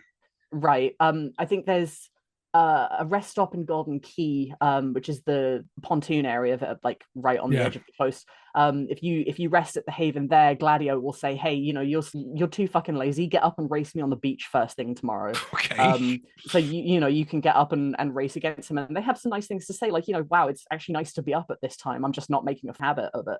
At a couple of other stops, Ignis is like, "Hey, do you want to help me cook breakfast in the morning?" There's one, I think this is Long Wife. There's a hotel which you can stay at, and you get a really sweet cutscene actually of Noctis just hanging out on the roof, and Prompto comes up and sits down, and he's like, "Hey man, can we like talk?" And then he tries to go back on it, and you have the option to let it go or to like, prod him a bit further. And he opens up and says like, "I always felt like I was a bit like left in the dirt by you guys, but actually being on this journey has really made me feel accepted and like part of the crew. And I just wanted to say thank you." And I was like, I really appreciated that scene. For all of its mishaps, and boy, there's been a fair amount of mishaps in this game, there were quite a few little interactions like that which did make me believe in the friendship and the brotherhood of these guys, which did make me really want to see more of it. And when it got to just before the final room, when Noctis goes, "I'm going to look back at every single photo that I've saved over this journey and just take one," forcing you to look through every single photo that you've saved, that you've liked, and to pick your favorite was like, that was peak storytelling for me. No, that was really, really good. Like piggybacking off that, there's a few moments in the story where there's conflict between the characters. I think Gladio and Noctis fall out at one point. And at that point, like the photos you get at the end of the mission are limited because clearly Prompto's been nervous, and you can see the conflict between the characters. I think that was really good. So you get after the mission with Iris, they're all taking selfies with Iris in the car. Same with RNA, they're taking selfies with her, and it adds to like how the characters like interacted with them. And there's a bit where Arden comes along with you, and he's like in the background, and it's so obvious that he's like not really there. And he's annoying. It's really, really well done that for how they take the photos and how they like it brings you into the world, and it kind of nails that bit about, is this in the real world story? I think it's really cool. And like you say, right at the end, you choose between which photos you take on because of your journey. And of course, I've got to add in the humor you can do with that because right at the end of the game, massive spoiler alert, you sort of like go into the afterlife as Noctis and then meet Ludifrea in the afterlife, and then the idea is that he shows her the photo that explains his travels. I think the idea is you're supposed to pick one with like you and the bros together. Yeah. And you can take whatever you want in. And I just took one of our Aranea. So it's really funny that he just shows his like beloved a picture of another woman. That's hilarious. And I did it accidentally. I thought this would be funny. I'll take that photo, and it's my favorite one. And I just thought that is hilarious. Like, I think honestly, because I've seen a lot of different people. Like, I think the picture that you choose is also like the picture that's shown for your proof of completion of the game as well. Oh, right. So I've seen some excellent certificates of completion. I've seen one which was just someone took a picture of a cup noodle. I cracked up for days over that one. Like, imagine going into the afterlife and being like, "Hey, I haven't seen you since we were kids. Here's a cup noodle." That's pretty good. Although, I mean, the scene I said before, where it was a picture of when if Shiva was there with her boobs out, showing your beloved, that would be funny as well. Luna, That's hilarious. I've gone through some shit you wouldn't even believe. See what I've got to put up with, like loads of stuff like that makes it quite funny. But it was quite accidental. I didn't mean to do. I'm all for making stupid jokes in games, but it was a completely accidental mistake there, which made me absolutely. I actually howled laughing when that came up. And I remember I was eating chocolate at the time, and I nearly choked on it. But yeah, no, I mean, like that part of it was really, really good. And actually, to be fair, like I think the arc with Noctis towards the end there, I think the acting performance right at the end when he's been gone for 10 years and he comes back and he looks a lot sexier with his stubble. And weirdly, though, I mean, like the thing to note is that the other three characters don't feel like they've done anything. It's like they've just been waiting for him and they look no different, which I think is a bit weird. They go, he sort of admits to them around the campfire that he needs them or something like that. And that's a really, really good moment. And then, of course, Gladio says, you finally spat it out. I really liked that moment. That's really cool. I know there have been so many people over the year, and it really has been years, that have specifically cited that scene as the thing that like made them fall in love with 15, which I think is a really quite admirable thing as well. Like for a game that, you know, a lot of people have enjoyed and are still diehard fans of it, for so many of them to say that the actual bit of it that made them really fall in love wasn't anything in the beginning, wasn't anything in the middle. It was a single line that was almost right at the very end. And that's what keeps them coming back to it. I think that in itself is quite poetic, because usually if I have to get through an entire piece of media and only something at the very end makes me enjoy it, I don't usually consider that a successful piece of media. But clearly it's worked for so many others, so how can I decry that? Like Snakes on a Plane, where the only good line is, I've had it with these motherfucking snakes, these motherfucking planes, right at the end of the movie. Jack, it's been a whole week since I thought about Snakes on a Plane. Why would you do this to me? Only a week? Good God. But yeah, no, I do agree. And like what I will say as well is I can understand why. It's not my favorite, but I can understand why this is some people's favorite, especially if it's the first one they've played and they experienced that there are some excellent bits in it. And I think that the last scene where Noctis goes and like basically embraces his fate, and then all the swords go into him and sort of stab him, and then his father sat there next to him, that's powerful as well. Yeah. I think it would have been fleshed out better if you'd actually had a relationship with your father in game and you'd flash back to that a bit more. There's very little bits of that 15 moments that are what the fuck or whatever, like alludes to the fact it would have been great if you and your father had fished together.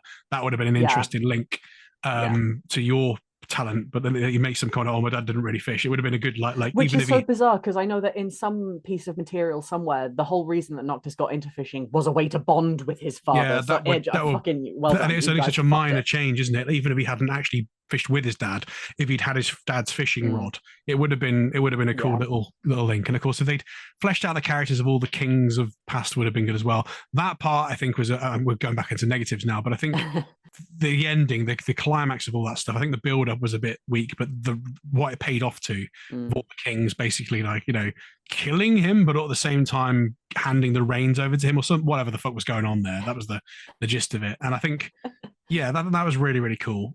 Again, I've said Ardyn. I think Ardyn's, again, a good villain, just not particularly well served in the story. I think everything around him was a bit weird, but I think many little nitpicks, like they ultimately come down to like it could have been so much better if they'd done a different thing. I do like, because we alluded to Luna Freya not being a particularly well-rounded character, and I've said like objectification is probably the wrong word, but I do like that Noctis kind of sees her as an objective, is probably a better term than an object. So much of the game is let's go and get Luna, let's go and get Luna, let's go and meet Luna, and it's a build up to that and him seeing her again. And I do like the way they communicate through the dog whose name escapes me. I'm thinking Torgal. Umbra brings the it's Torgal now. Umbra brings the book, which is beautiful. That book, like that they've got the cover of that book. I want that book, and how they communicate that way. And I really like that, and how it's a genuine friendship from their youth, and they're betrothed, but they're betrothed to people they actually like. And I think that's quite an interesting take on it. Also, I do like the gut punch of the entire mission's been get to Luna, and then just before you get there, she dies. I think that the way that that's done, I mean, whether or not Luna has been written very well or anything like that, that curveball was so well written. I think that's legitimately the best part of the game. What it did, and it was probably the most successful part of the story, is it completely shatters his entire worldview. Yeah. And he has to reevaluate. And again, I think could have been a bit better, but that part afterwards, but like the fact that it's like, wow, okay, I've got to think things through differently because this thing I've been pushing for no longer exists. And I do think that that shock of the death and everything like that was a really sort of good moment. And how it made me hate Arden as well. Beautifully designed and animated scene as well with the blue and the water and stuff like that. I think that was. Oh yeah, no. Final Fantasy 15 does look beautiful visually. Yeah, and the boss fights that you fight with the big bosses, you don't do too many of them. There's only like 2 or 3 of them in the game. When you fight Titan, you fight Leviathan. That's really, really good. And I think the fight with Ifrit at the end was pretty good. It just went on for too long. Yeah, I'll agree with that one. Because you can't, the summons in this game, it's so difficult to summon things. You've got to press L2 at the right moment. And it's like, and then that one, if you don't press it at the right moment, you keep cycling round and round and round and round. It's a bit How long were you there for, Jack? Oh, a long time.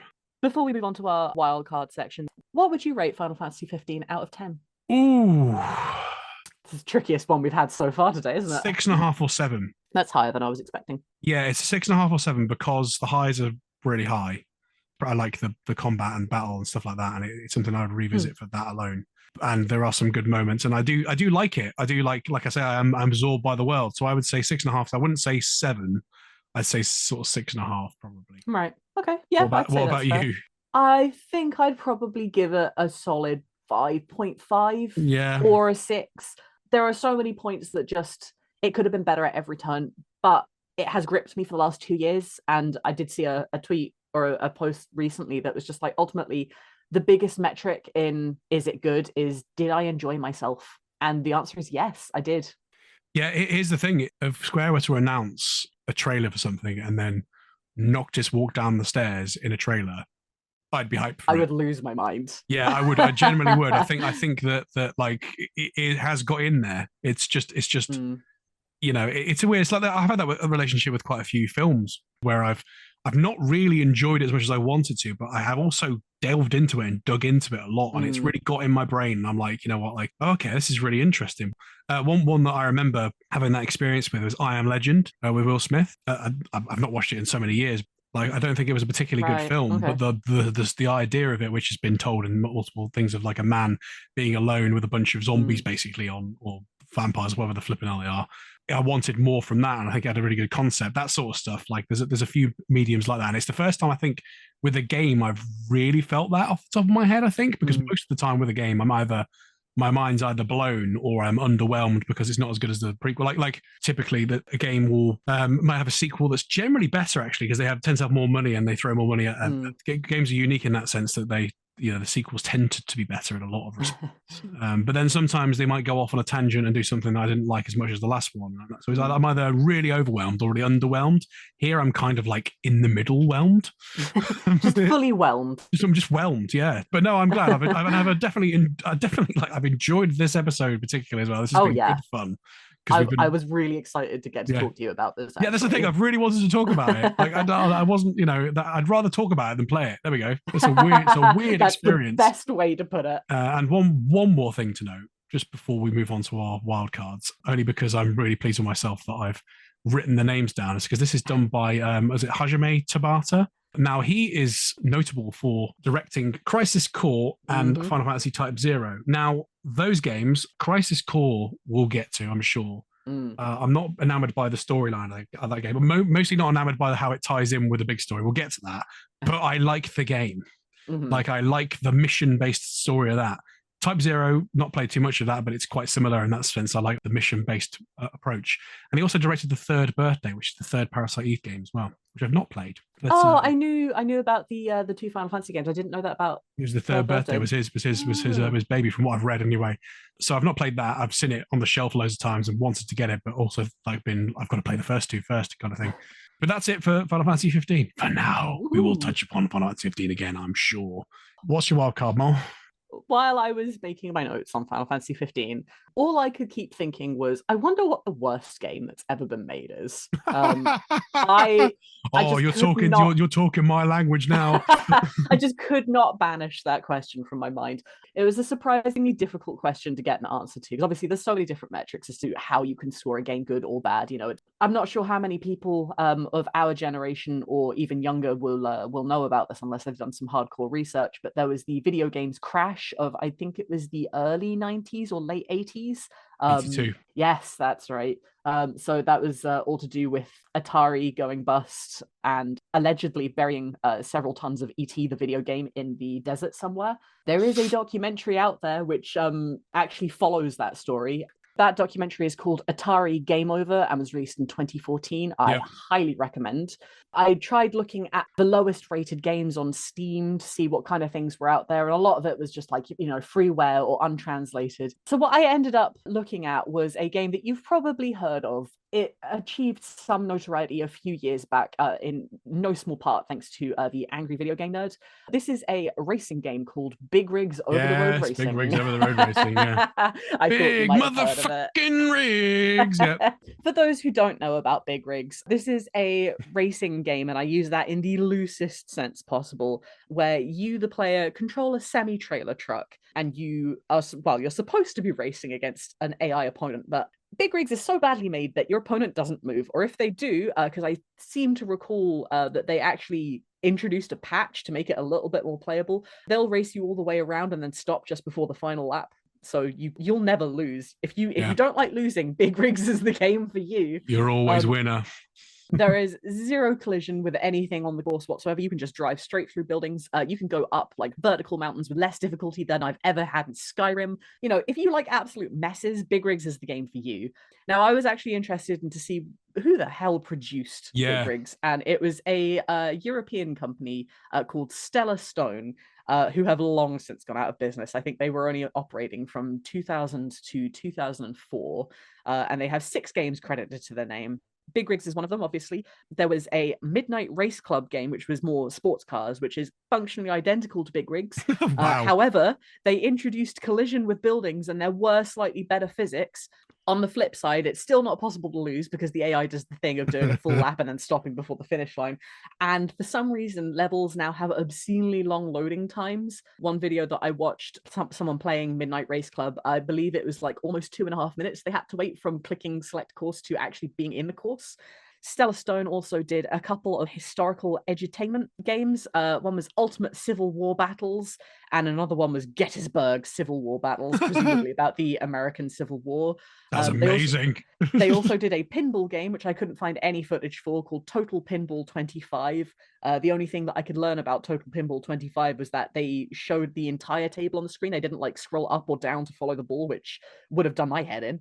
And one other game, which I think was their first game ever made, called Taxi Racer. This was produced a year after Crazy Taxi, and it looks like it's trying to be Crazy Taxi. It has a similar sort of UI. The graphics are absolutely hideous. The option screen has text that is glitched out, so even if you want to change something, good luck knowing what you're changing. And it does absolutely incredible things, like you can go 80 miles an hour, and the second you hit the brakes, you are at 0. There is no sense of physics whatsoever.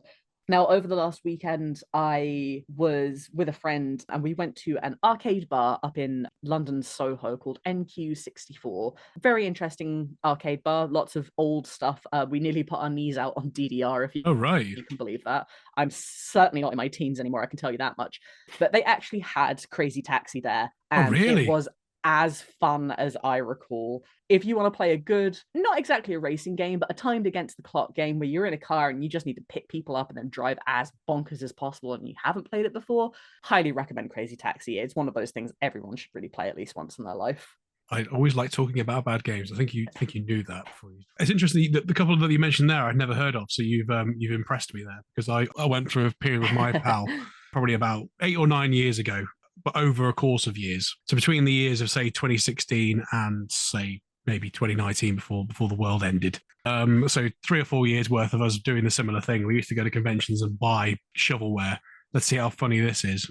And a lot of it was off the back of the Angry Video Game Nerd era. I have a lot of opinions about how that type of medium's become now. I think the Angry Video Game Nerd was at its best when he legitimately hated the game. I think that's the point where it's like, let's try and slag stuff off and scrape the barrel with stuff and let's make it about how bad something is. I think it's kind of its time, because you've got, to me, like now I more respond to like genuine love or loathing for something. So if something is bad, I Yeah. mean, Big Rigs is so bad, but that video will always work because it's appalling.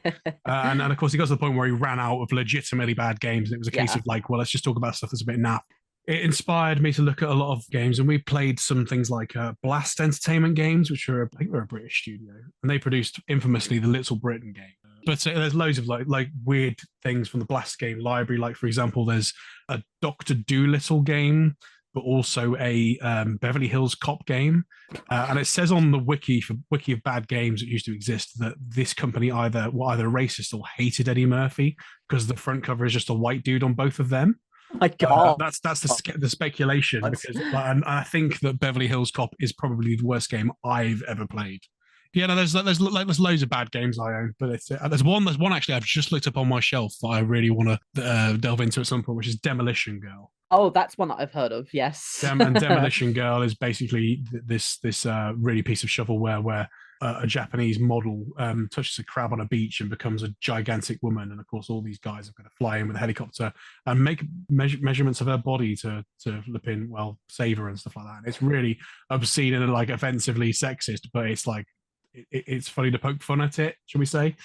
If you want another game in the same kind of vein that is as equally bad, and the controls are fucking awful, by the way, check out Mr. Mosquito, in which you play from the perspective of a mosquito. I will say no more than that. There's loads to go on. We could have a bad games podcast. I mean, anyway, but my wild card, it's going to be Final Fantasy related, but not directly.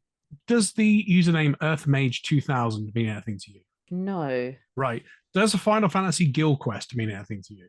I think I've heard the name, but a very long time ago. So, EarthMage2000 was a Newgrounds user who made a bunch of flash cartoons about Tomberry and Cactar going on road trips. If you've never been exposed to this, then I've just opened a world of fun for you because it's fabulous. Basically, in the mid-2000s, looking at some of the dates on this, there were pretty much 2003, 2004, there was this guy, along with a lot of people, who had made a bunch of silly cartoons, and Tomberry and Cactar were basically roommates or friends. Cactar's an idiot and Tomberry is like the straight man, and they just go on these really weird, wacky road trips together. So if you've never seen them before, I suggest you check them out, especially Guild Quest, because Guild Quest is definitely the best one. And what I love about it as well is if you go onto YouTube, look at the videos, there's so many different comments about people that remember it from their childhood. And of course, I can quote the whole thing, but there's loads of stuff like there's one of them, Cactar's making omelets at the beginning, and he's making omelets, and he flipping well throws the egg and it lands on Tomberry's head. It's just stupid. So what I'm hearing is it's Final Fantasy Pinky in the Brain. Pretty much. That's pretty much exactly what it is. And there's a line in it which I'm probably going to use at some point in this podcast again, which is Final Fantasy Convention, be there or be Squaresoft. So like, so I like that. And then there's always like a running joke where Tomberry will go, I summon Ifrit, demon of fire, and then something stupid comes out, like there's a pine cone drops down to the floor, and then there's I summon Ifrit, demon of fire, and a poodle comes out, and the poodle goes, he's on his day off, I want to take his place, okay? And that's just like that lives in my brain rent free. And in Guild Quest, they become Cactar and Tomberry become a leaf raking company, because Tomberry finds when he sets Cactar on fire, that he goes, oh, and he runs around and collects a bunch of leaves. So they end up making millions, becoming leaf rakers, and then come to odds with HR Moogle, because he's got a rival leaf raking company. It's completely bonkers.